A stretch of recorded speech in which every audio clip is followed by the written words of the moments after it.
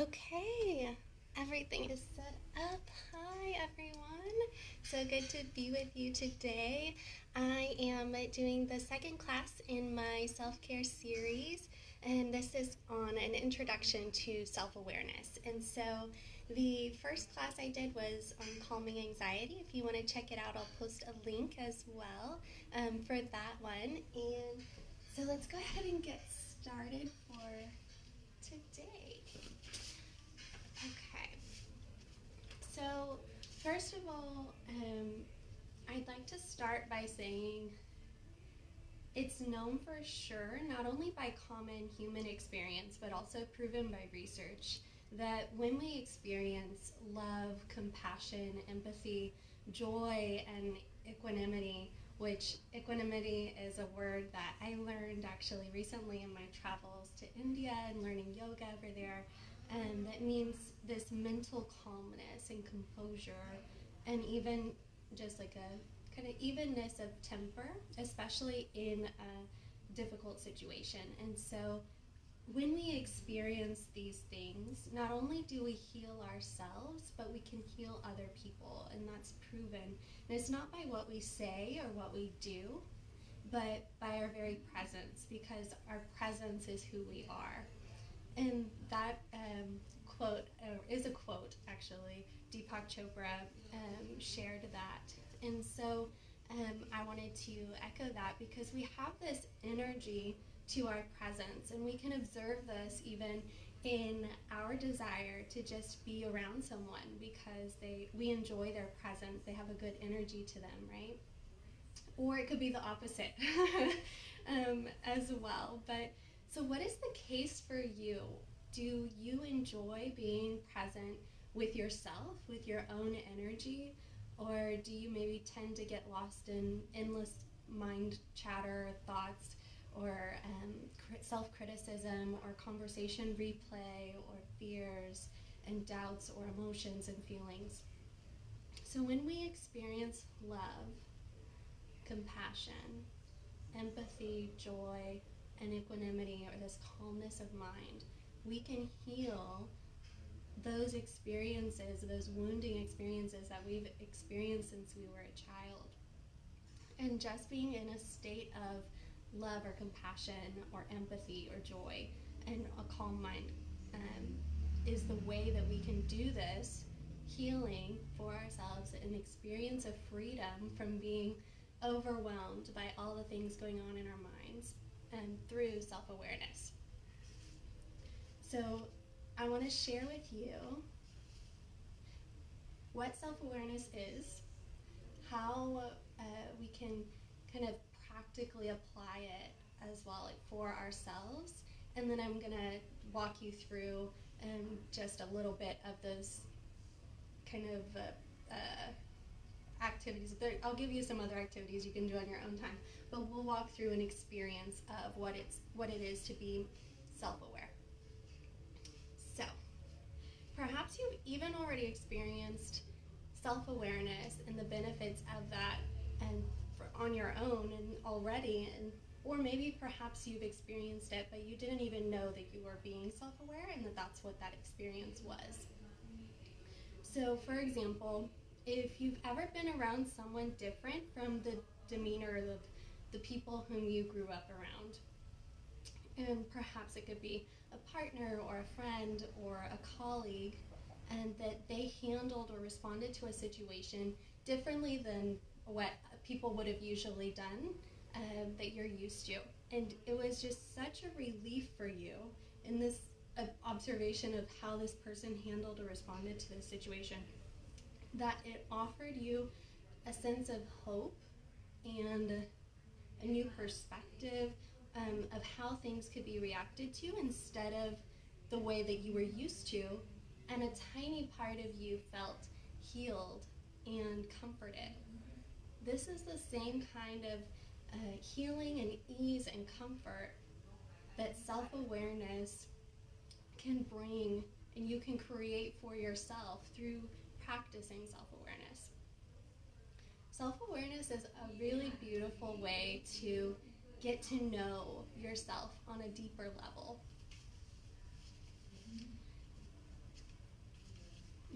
that we practice self-awareness and we learn how to implement it in all of the aspects of our life, then the more that we observe our own experience of the world, we really start to dig deep into the core of who we are and who we know ourselves to be and who we want ourselves to be and what we want to achieve in life, rather than just being bound by who others have known us to be in the past.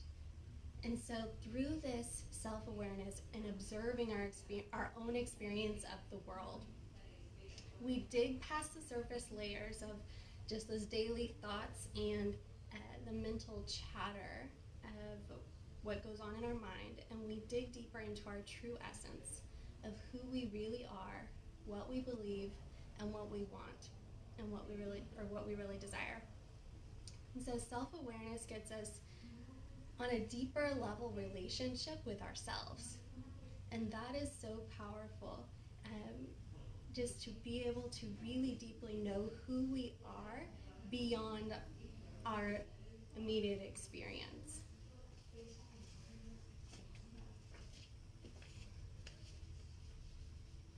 Okay, so now that you know where I'm coming from and why I'm sharing all this with you and why it's important, I want to share with you, because to practice self-awareness, we need to understand what it is essentially and how it applies to our daily life.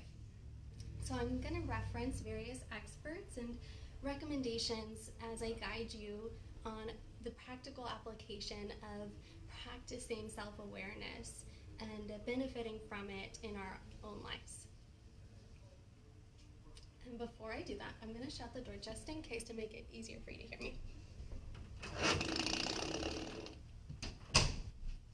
Okay.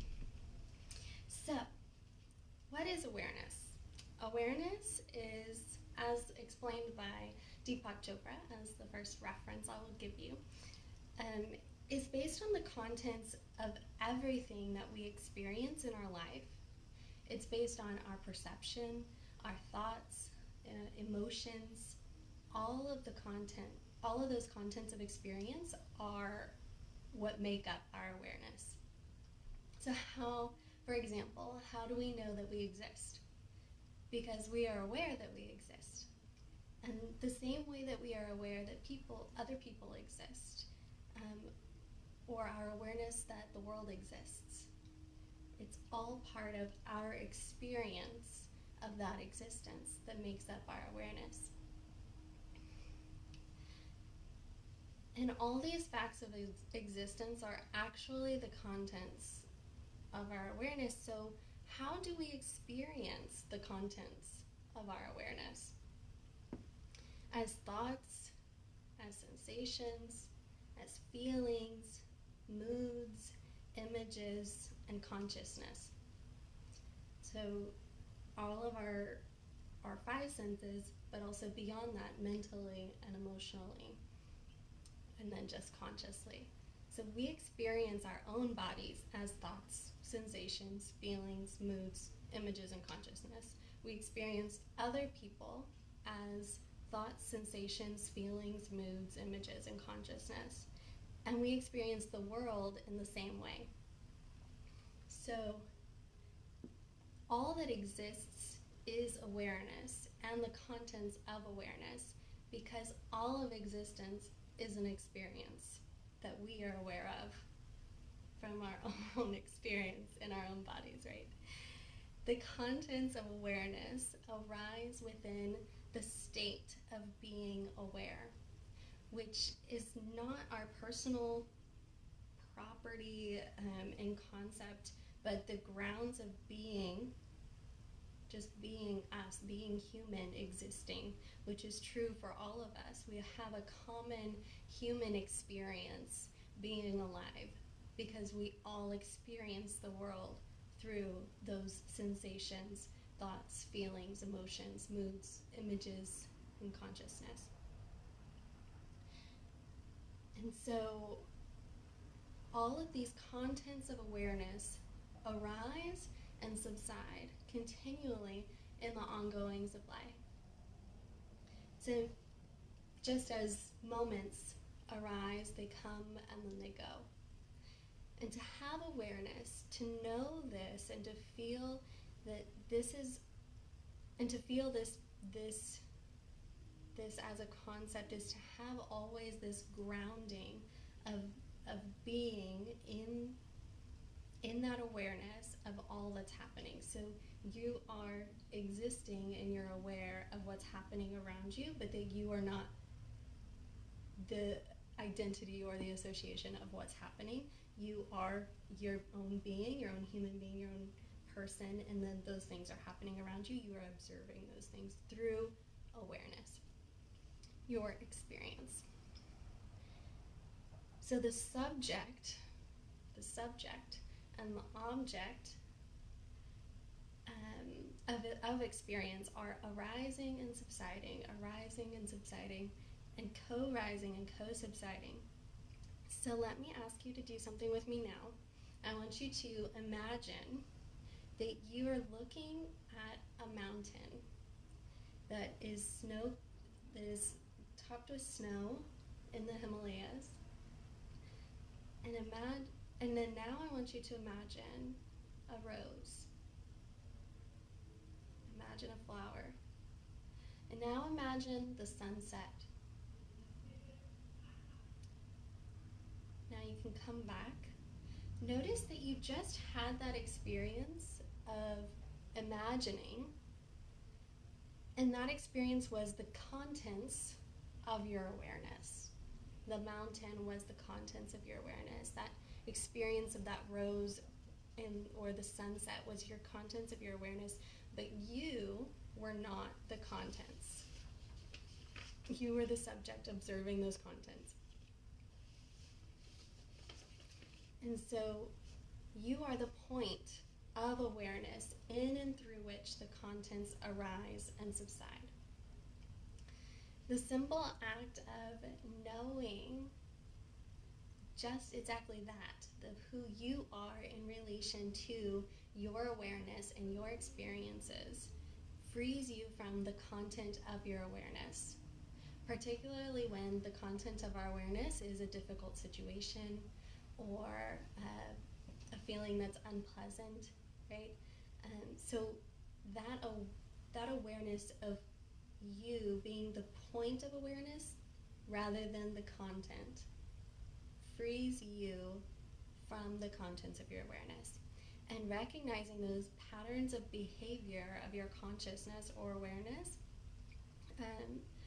will also offer you that freedom, that you are not that you are the ground on which all arises and subsides, including your feelings, your thoughts, and different images and sensations, which is all that there is in our experience of the world, and in its all these different forms.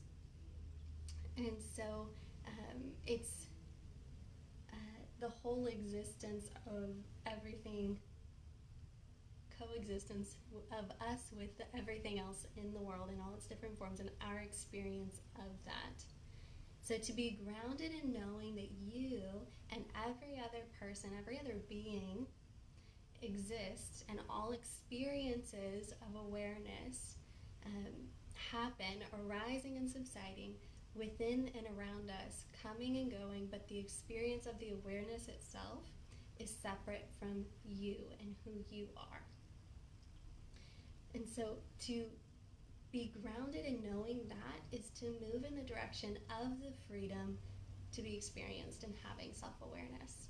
And I thought that was so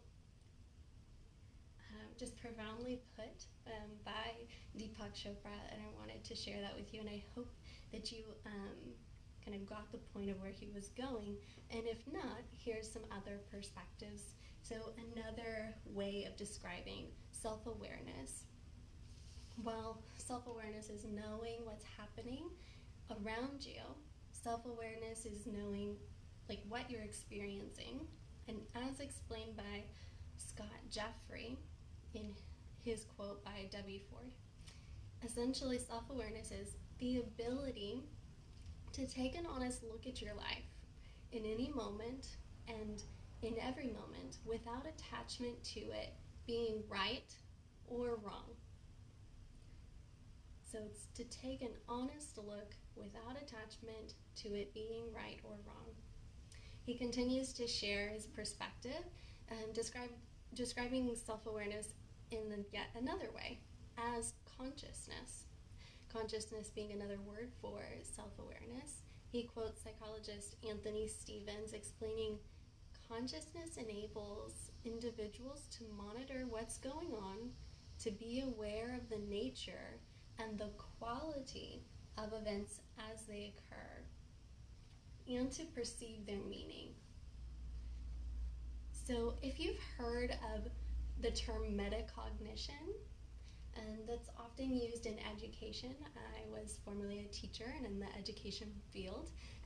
And so if you've heard of this term, metacognition is referred to as thinking about your thinking.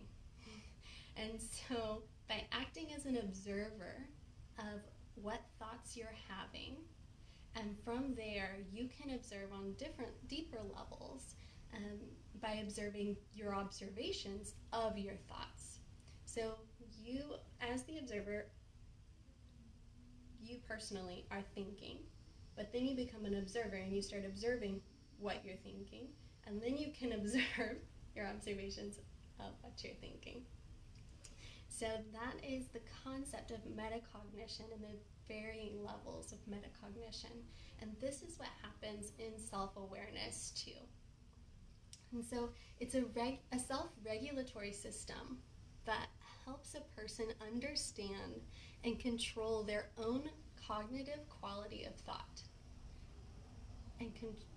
And according to Connie Malaman, she's an e-learning coach, and she referenced a lot of different sources on metacognition in education and other sources on adult learning and perspectives from educational psychology.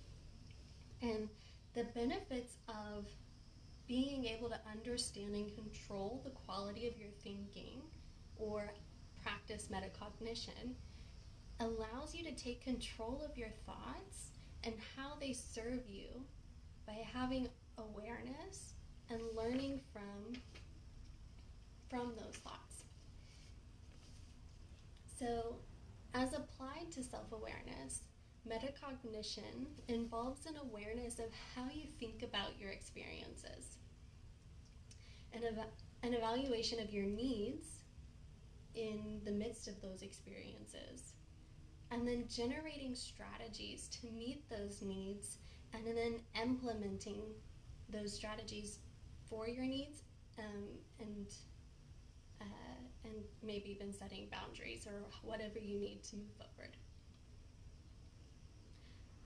So this helps us to feel more self-empowered, knowing that we need to take care of ourselves and knowing what we need, to take care of ourselves and it makes us feel more confident in our future experiences because we're aware of how we can respond better, how we can be able to better navigate those experiences based on an understanding of ourselves and how we're experiencing those things and how we can better experience those things.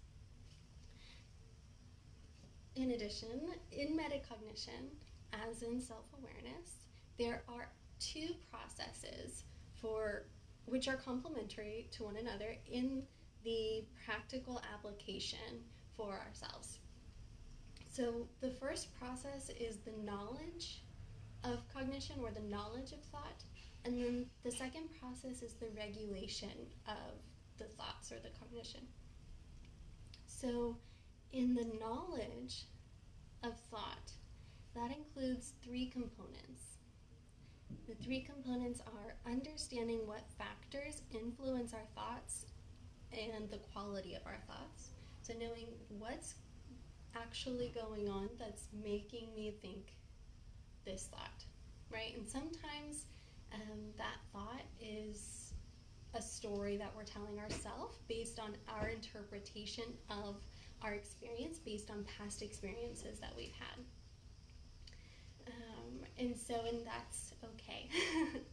um, but to be aware of that is part of this knowledge of the thought, right? So understanding what are the factors influencing you. Is that factors of past experience? Is that factors of your physical well-being? Is that factors of other people, maybe, or maybe triggers that you have? So the second component of the knowledge of thought is knowing different types of strategies or different ways of thinking about our experiences. And then the third component is knowing how to think towards or process specific experiences. On the other hand, so that's these varying components of knowing our thoughts, and then the regulation of our thoughts involves setting goals or boundaries and planning improved responses. So kind of setting yourself up for success in the areas that you're looking to grow. And then monitoring and controlling your reactions mentally and verbally. So basically catching yourself in the moment when that specific reaction that you're looking to improve occurs, catching yourself, being aware of it, and then being able to regain control and also control that better in the future. And then the last component involved in the regulation is in evaluating your own regulation to assess the areas of growth and the continued areas for new growth. So with that in mind, that's kind of the breakdown of the aspects that in which we can have varying levels of this metacognition or self-awareness. And that can be applied to the physical body, to the mental health and well-being of our body, to our emotional well-being, our intellectual well-being as well, since the metacognition is really researched well within the education field and for learning. So these are all the aspects that we can begin to look at varying levels across the different parts of our well-being. And some of the other added benefits include knowing your own limits and being able to create a means of either self or external support for you to be able to respond better. And then another way that we benefit from this is being able to adapt more easily in situations, because we know ourselves so well that we can really identify, oh, okay, this is what's happening in me right now, rather than just it all happening and just coming out. You can understand that physical response from your body. You can understand the thought, the deeper thought and the deeper belief. Maybe it's an old emotional belief that was from a wound from when you were a child, and you still believe that, like this feeling of I'm not good enough, or this feeling of unworthiness, or whatever it is. So you can be able to adapt more based on knowing those things. And then also another benefit is self-validation and self-acceptance of your own experiences. Being aware, but in this self-awareness, there's not a judgment. You are specifically being the observer, objective observer, just being able to become aware and assess what is going on. Like, you're your own doctor.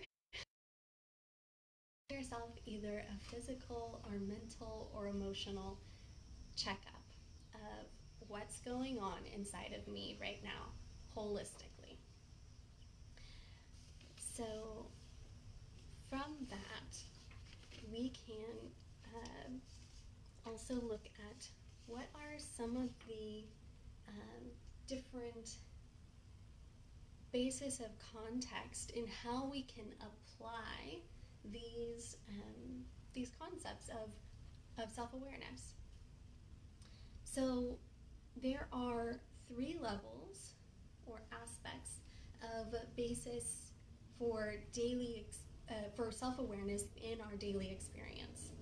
So one level is on our behaviors and decisions. I can't talk. One level is our beliefs and attitudes or approaches, and then the third level is our thoughts and emotions. So from these three levels, there are different self-awareness activities that you can incorporate to help you navigate those things. And before I give you those, I want to point out that the more self-awareness that you have around your experiences, then the more you're going to be able to adjust your, and the more you're going to be able to grow and be able to see the benefits in your growth and in your behavior, in your decisions, and across all of those levels. So it's not going to happen overnight. It's not going to happen just in one day of becoming more self-aware. It takes daily practice, moment by moment, of becoming more self-aware of what you're experiencing and digging deeper into the why you are navigating it the way that you are, so that you can be able to understand and navigate it in a better way. So I'm going to share with you, let me just check. Okay, good. We're doing good on time. So I want to share with you first, we have, according to the three levels, there's the thinking activities based on our level of our thoughts and emotions.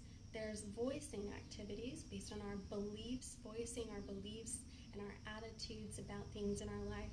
And then there's implementing activities, which are based on our behaviors and decisions. So there's thinking, voicing, and implementing. So it's kind of creates this acronym of TVI, which is kind of also reiterated as the values inside, right? The values that you have inside. So you're thinking, you're voicing, and you're implementing of how it's showing up in your life, those values that you hold inside. So I will now share with you the activities that you can do and how those can apply in different situations and what situations you might want to do which activities.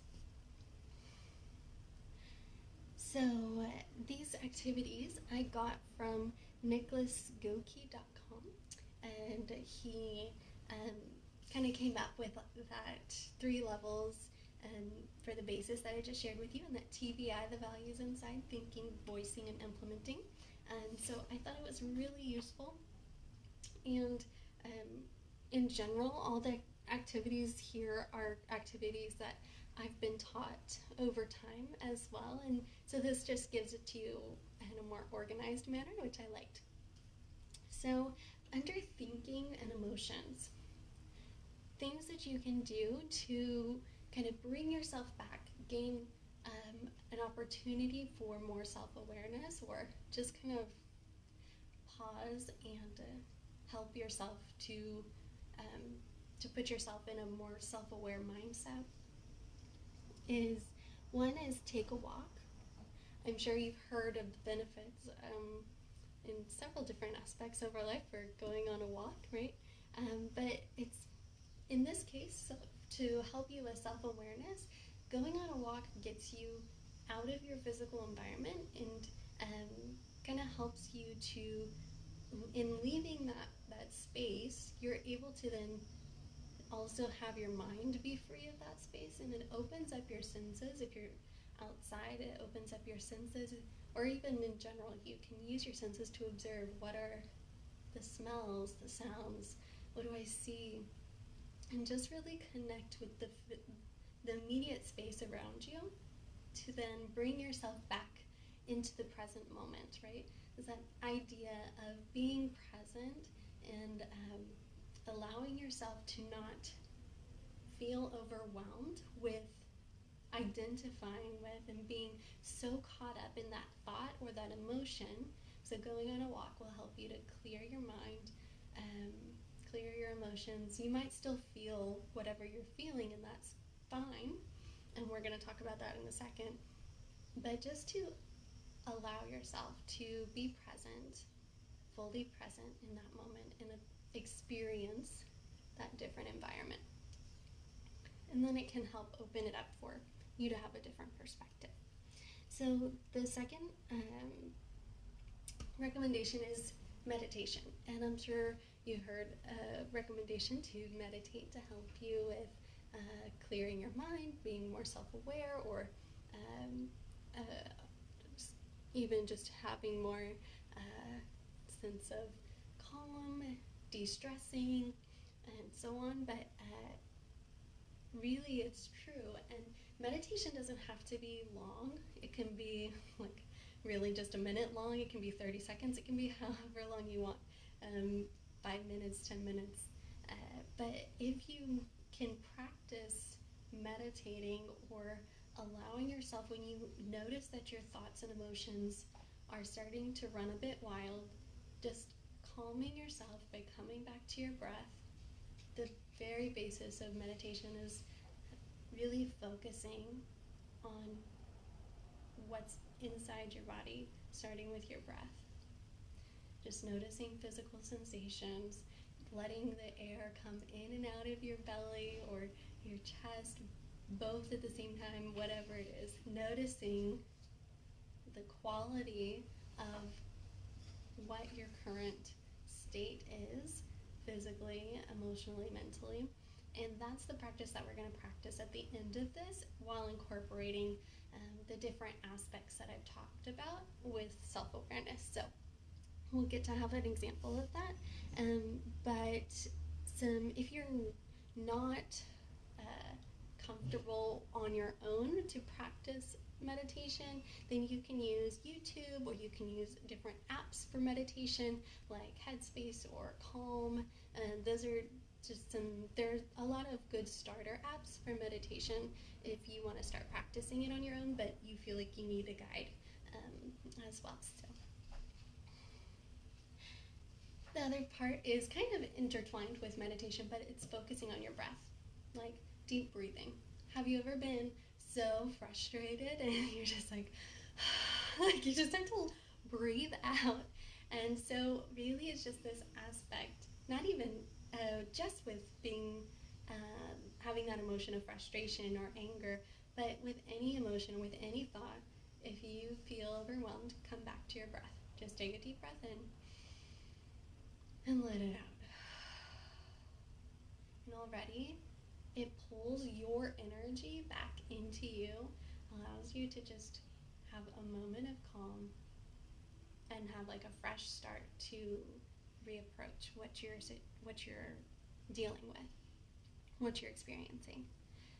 The other recommendation under thinking emotions is notice how your body is physically responding to that thought or emotion. And I kind of referenced this already, but our bodies are engineered, are designed to give us messages, to warn us, to let us know what's happening, not only physically, like it's not just about getting sick or being healthy, and those are the two aspects of our physical body. It's actually really a tool that can help you to be more in tune with your intuition, your gut feelings, right? You've heard of that gut feelings. That literally, those gut feelings, that's kind of where your intuition is. How? So you just get like a feeling inside, like you just know something. And that's also your body telling you something. But not only that, but it could be just signs of where you're feeling tension or tightness, or you can feel sick to your stomach and you know that you feel not okay, not comfortable with something, or maybe you get a headache and you're you're experiencing a lot of stress, and it's like kind of a warning sign, like, hey, you're really stressed out. You should take a minute to relax and take care of yourself.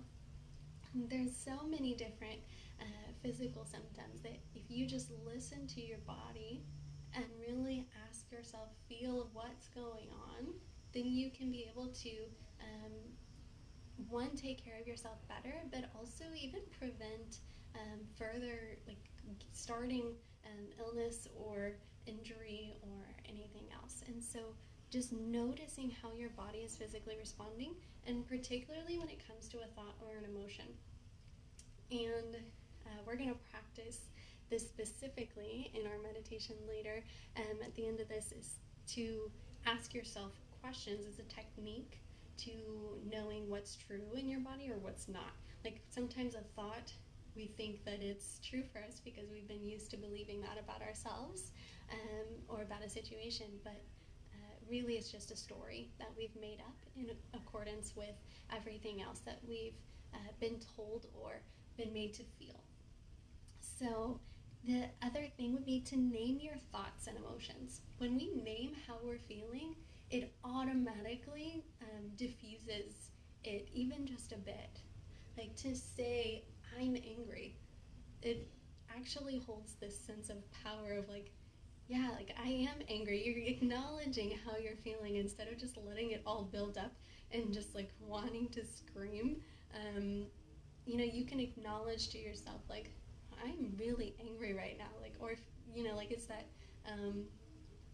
beginning frustration, or, like, just acknowledge how you're feeling. It's okay to have these feelings. And a lot of times, I think we've learned to associate anger, frustration, sadness as negative emotions, and then we want to avoid them as much as possible because we just want to be happy all the time. And who doesn't want to be happy all the time? But a way that you can relieve some of that, or in general, relieve all of that sadness and frustration and anger, is to allow yourself to feel through it. Because emotions, like I talked about, our experiences arise and subside. But when they arise, we have to fully allow it to have its life, and then it'll die out. It'll pass, right? You'll feel better. But to listen to yourself, respect yourself for what you're actually experiencing. It's okay to feel that way. We're human. We experience these different emotions, and it's not good or bad. It's just what we're experiencing. So to name your thoughts and emotions, not as good or bad, but to name them specifically as what they are, will help you to empower yourself to move through that a lot quicker, and even honor yourself for and validate yourself for feeling that or thinking that. And then you can decide if it serves you and it's good for you, or if it's going to lead to something bad, or how you can decide to respond to it. So then the last things are to ask why a minimum of 3 times. So this is a strategy or technique that if you have a certain thought or feeling, you can say, okay, why am I so frustrated? Because I feel tired. Well, why do you feel tired? Because I didn't get enough sleep. Why didn't you get enough sleep, right? You get the idea, right? At least 3 times, it gives you a deeper understanding. You can go more than 3 times, but every time you ask yourself why for something that you are thinking or feeling, it's going to give you more and more insight deeper to the root cause of that thought or emotion. And then you'll be able to deal with it truly and know where that's really coming from, So the last things have to do with solo exercise or sports, like playing sports. That can also help you to just release that energy through your body. Whenever we think or feel things, it builds up this energy inside of us. And we don't talk about energy on a regular basis. Like, I think now it's becoming more common, but energy, essentially, it sounds like this, like, I don't know, very, like, out there thing, but really it's so practical and just so real to our experience. Like if you are if you're happy and excited, you have this energy inside you, you just want to jump, like, right? Like sometimes that energy comes out in a physical way. Sometimes if you're angry, you might feel like you want to scream or you want to hit something, or I don't know, something really aggressive. Or if you're sad, then that's gonna come out in a different way. And so maybe you start to withdraw. Your energy is like withdrawing from people and into yourself, or you you just feel like you need to do something. And so paying attention to you, but going ahead and letting yourself release that energy in a physical way is a good thing, and can help to release and clear out some of that energy that's blocking you from dealing with the thought or the emotion. And then finally, just stepping into a different perspective, imagining, like, it's kind of that idea of playing the devil's advocate with yourself. And then even you can add a question mark at the end of your thoughts or opinions, and just question it, just to understand why you think that so strongly, why you have that opinion. So those are the things that we can do for incorporating self-awareness in these practical ways throughout our daily life, daily experiences. And then the other activities around voicing, around our beliefs, our attitudes, how we approach things. So we can create kind of personal manifesto. You might have already done this in the sense of like kind of the idea of writing down your values, really getting an idea of what do I believe in, what do I really feel strongly about. And then another one that is all over every kind of advice everywhere, and I personally do it and I love it, and there's more and more ways to accommodate people in doing this, but it's to journal. You can journal on paper, you can have a digital journal, you can audio journal, but it is so helpful and healing to journal. It's so insightful. And I think that at first I was so intimidated by it.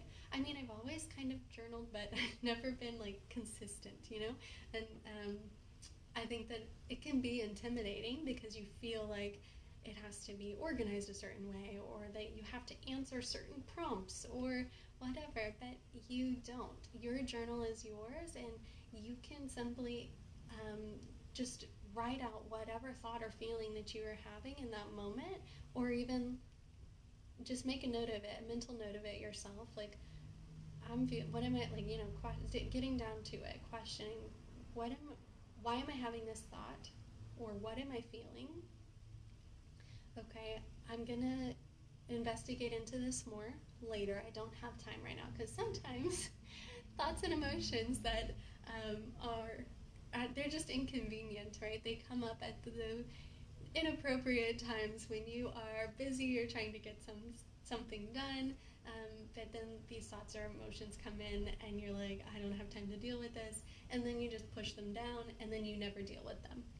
But if you make a mental note consciously to say, I am going to investigate this more later, and then you can later write it in your journal, and you can see, okay, like, why did this come up? Why did it come up at this time? What's going on here? And really look into it. So another thing is, you can become more aware of the aspects of your personality. You can take a personality test. I recommend the Enneagram test. You can find a free one online, and it's really insightful because it doesn't just like put you into a category, but it gives you how you, based on your answers, how you typically approach things when you are at your best and when you're working out of this kind of stress mode. And so it's just really insightful, and it can be really helpful for whenever you need to understand how you're voicing those beliefs and attitudes, how you're approaching things, because you're more aware of how you operate. So others are, you can I'll just give you, let's see. Yeah, okay. Um, Maybe just one more for these, and then we'll move on to the implementing, and then we'll do our meditation and self-awareness exploration together. So you can lastly write a letter to yourself. You could write similar to journaling, but like it's a more set apart, kind of specific kind of letter. That it can be a love letter just to appreciate yourself and actually, um, like really reflect on, be grateful for it, kind of like in this gratitude way of things that you've grown in, things that you like about yourself, how you are being more aware. So you can write a love letter to yourself, or it could be approaching a letter that's voicing your beliefs around specific thoughts or emotions. Like you could write it based on self forgiveness or regrets. You can do any kind of letter that is helpful to the specific thing that you want to deal with. I think self forgiveness is a really good one, and so important, because I think it's so hard to realize when we even need to forgive ourselves.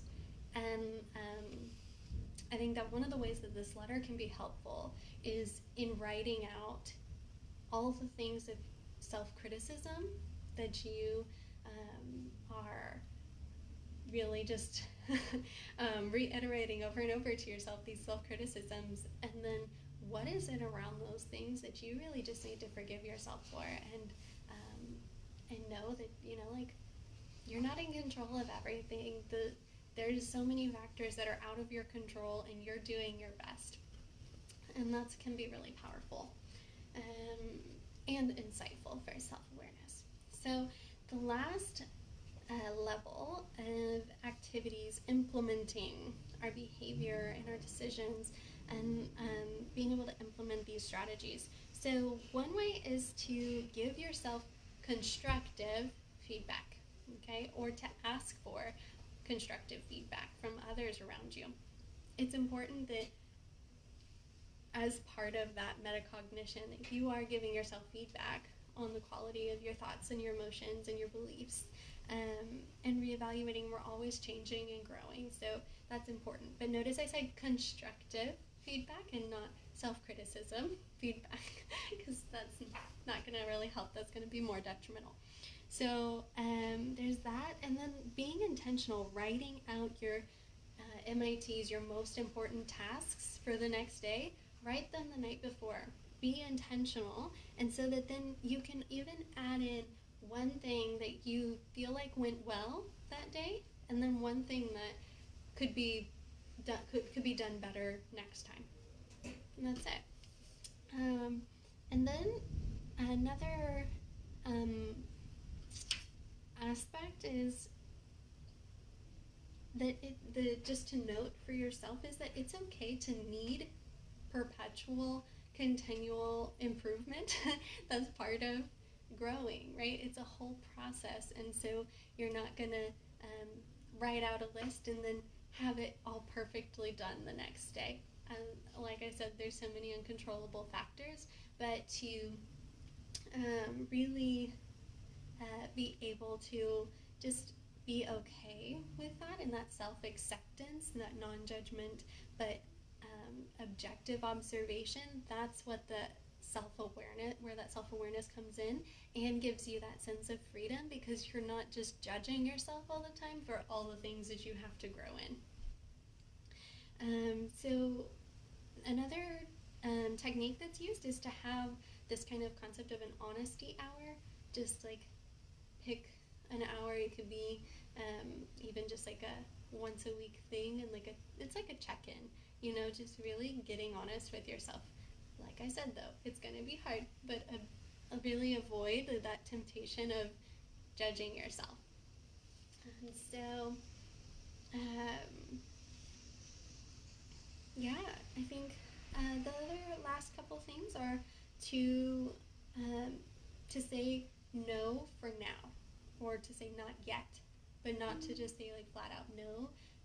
To yourself is a sense of denial or judgment, just to say not yet, and that's okay. Um, Practicing a pause and plan response.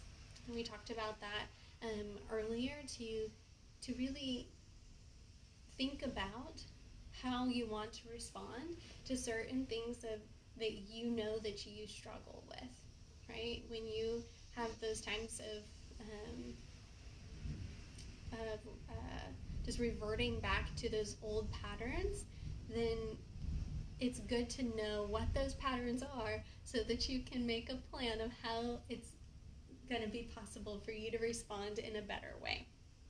And so before you just react, pause, and then remember that response that you can do better, and then respond rather than react.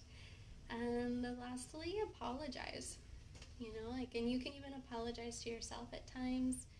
Sometimes we let ourselves down, and that's okay, and it's normal, and it's part of being human as well. And so I think an apology to ourselves, or even apology to others when we let others down, it's so valuable, because that vulnerability that we have when we apologize, it makes that deeper connection and bond of trust. It builds that bond of trust back. And so trusting yourself, having trust with others, and that connection is so important.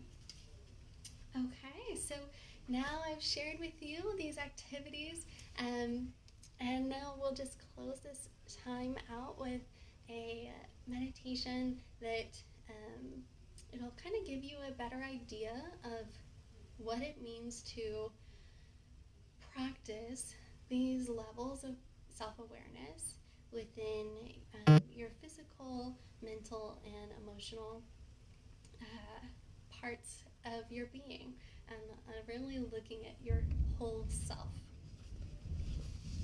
So if you want to go ahead and join me, you can find a comfortable seated position. You can sit cross-legged like I am. You can sit on a couch or a chair, and wherever you are, it's okay. So I want you to go ahead and just take a breath, get comfortable. Maybe you need to work out. Oof, did you hear that crack? Work out any kinks, any tension. Sometimes we just need to kind of come into this space, just allowing ourselves to relax, because when we hold so much tension, it doesn't let us relax. Maybe you can squeeze your shoulders up, exhale and release them. Do a little circle with your neck. Start to focus on your breath, closing your eyes. We're going to first bring awareness to our physical body. I want you to feel your feet and the contact that they have with the ground. Feel your legs. Feel your hips seated on whatever surface that you're sitting. Feel your shoulders wrapping around and down your back, around from your chest and down your back. Feel your arms all the way down to your fingertips. Feel your chest and your belly as the breath flows in and out of them, filling your lungs. Feel the rise and the fall of your belly. Let it rise as you inhale and fall as you give your breath back to the space around you. Feel your heart beating in your chest. Feel your neck relaxing, your throat. Feel your face and observe whatever expression it holds in this moment, not judging it, and just observing. And then consciously allowing yourself to choose to relax your face. feel your head and go ahead and invite this wave of relaxation to wash over your forehead and down into the space between your eyebrows.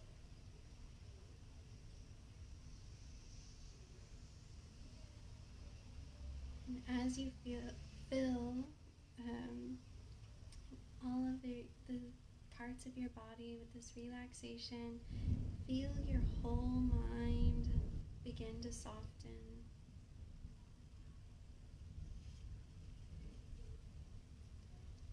And from this relaxed state, without judgment, observe how your physical body feels today, how it feels in this moment.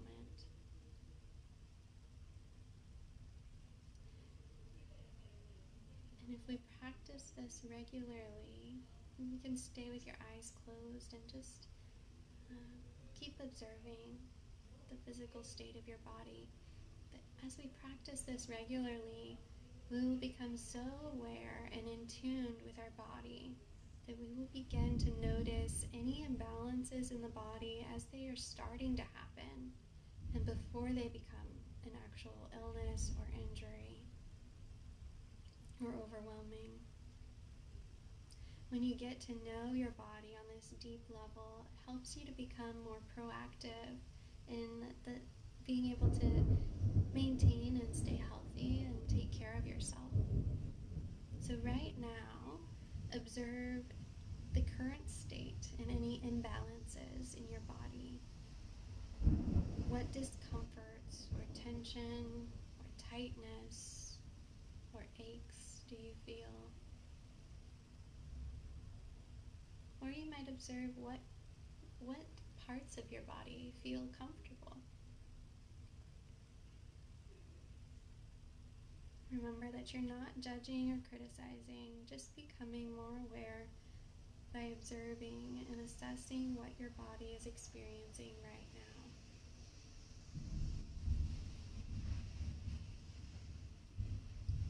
And now you can go ahead and thank your body.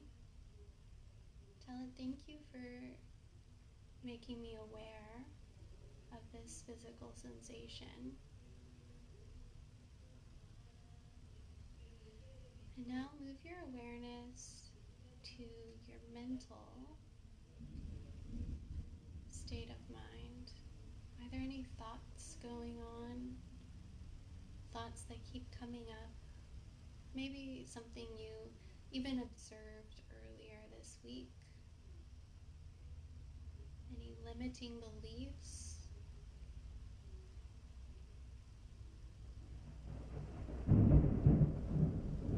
Observe them. And as you notice what comes up, again, you're not judging. You're not criticizing for what kind of thought it is or whether it's something you approve of or not. You're just observing, becoming aware, because that is helpful, and your awareness is a strength to helping you grow. And now with this awareness of what thoughts you had come to your attention, we can apply the truth technique. And the truth technique is just an acronym. It's telling yourself the situation. What is this situation that I'm having this thought around? Realizing what you're feeling. How do I feel about that thought or that situation? Remember about naming, that technique I mentioned in the activities about naming your emotion. I'm feeling maybe a little frustrated that I keep having this reoccurring thought, and I know that I've been trying to work on it for so long. So I'm frustrated with the fact that I have to keep working on it. That's okay. And then uncover self-criticisms. So where are you being critical of yourself? Do you feel critical of yourself because maybe you think that you should have already overcome this limiting belief, or whatever it might be. How are you criticizing yourself about it? Become aware of that. Now, the next T is try to understand yourself. Approach yourself as if you were your own sense of comfort, like your own ideal parent, like parenting yourself. Understand yourself from the sense of this kind of compassion. Like, I understand all these factors that have, influenced this thought in your life. Talking to yourself.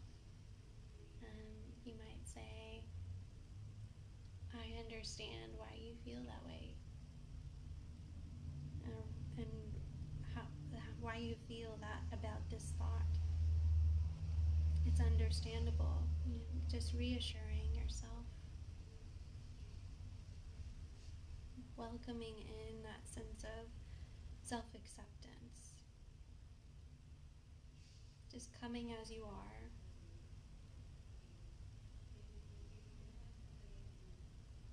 Being honest. And then the last H in the truth technique is have the feeling. Allow yourself to feel that.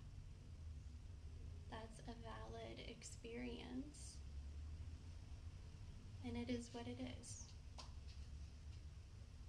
And if you don't know what you feel about a certain situation, that's okay too. And that in itself is awareness of your feeling. You are feeling that you are feeling bad, or you don't understand why you're feeling or what you're feeling.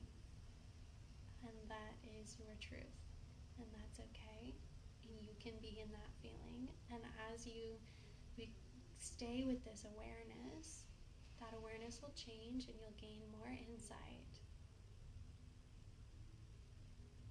And the key is to just not judge yourself, to allow yourself, with yourself, to come as you are, and just be honest with yourself and what your experience is, and observe that experience.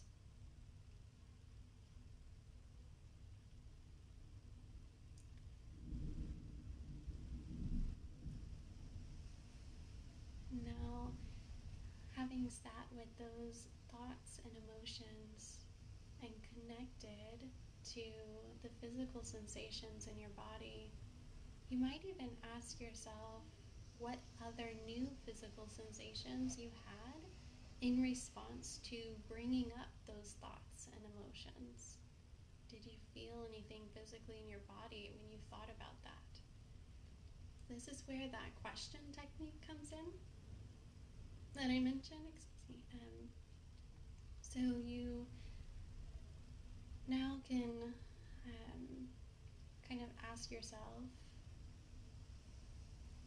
it's asking yourself questions to get to that question that you are dealing with, or thought, right, of what is true for me. So if I'm feeling inadequate, for example, then I ask myself, is your name Shelby? That's my name, Shelby. I say, yes, my name is Shelby, and I feel, what does that physical energy sensation feel when I know that, yes, my name is Shelby and that's true for me? I feel like it feels like this good sense of grounding kind of in my stomach. Now I ask myself another question, but maybe it's an obvious, not true question. Is my name Fred? I'm like, no. That's a kind of ridiculous one, so it makes me want to laugh. Good. Maybe I ask myself a little bit closer of one. Is my name Danny? Danny is a friend of mine. So the answer is no. But it's a little closer. It's another girl's name. So I kind of feel this energy though of it being a no, of kind of this, I don't know if it's like a sense of a heat in in here, this area, my neck, my chest, and my back. So then you can get to the questions around your thoughts and emotions. So you can eventually, you might have to play with it a little bit if you have to become really aware of your body and what the sensation is when it's a yes and it's a truth for you, and what the sensation is when it's a no. But you just get this idea of listening to your body and how it feels when something is true for you and how it feels when something is not true for you. And so it's that sensation of listening to your gut feeling and how that feels in your body. So I could ask myself, with my example that I gave, if I was feeling insecure, or no, sorry, what did I say? Inadequate.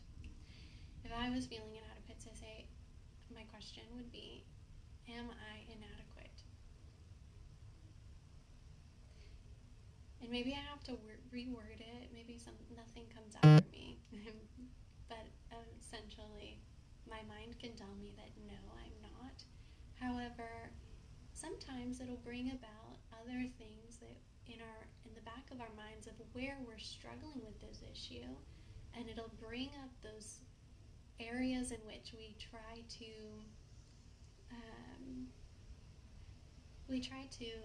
give excuses of what are the things that make us believe that core belief. So then you can question those things that come up. Like, I know that I'm not adequate, but, and then I start reasoning it out. But then I can question those things. Okay, well, what makes this reasoning true? Is it true? What are the facts around that?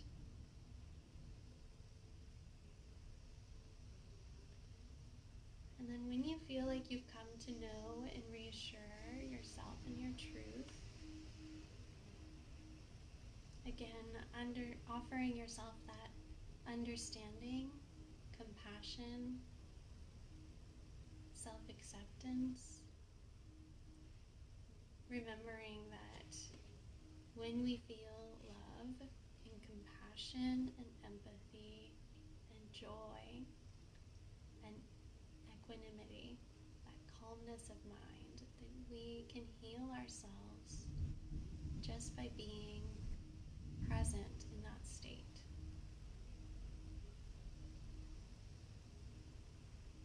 And as you feel ready, you can go ahead and just thank yourself for this self-awareness that you've observed, these things about yourself that you've observed, the messages that they've given you, the information that you need to know how to navigate those areas better. And then after thanking yourself, maybe just even repeating whatever it is that you feel like you need. If you need love, if you need compassion, if you need empathy, if you need joy, if you need a calmness of mind, say that to yourself, give that to yourself. Allow yourself to feel that. And as you do, I want you to imagine this ball of white light energy from inside you, your core.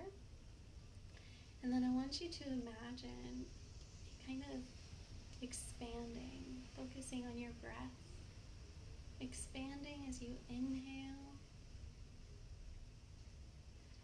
and expanding even further throughout your body as you exhale, filling you with whatever that thing is that you need in this moment. Peace, calm, joy, love, understanding, self-acceptance. Letting it expand further and further, this white light filling up your entire body. Maybe even imagining it anchoring you into the space where you are, that spot where you're sitting. Imagining this feeling anchoring you where you are, from your core down into your seat. And then imagine it growing out of you and expanding as you inhale and exhale this white light of energy of whatever it is that you need, growing out of you and surrounding you like a protective barrier or a field of protection around you. Maybe you feel it here, out around you like a bubble.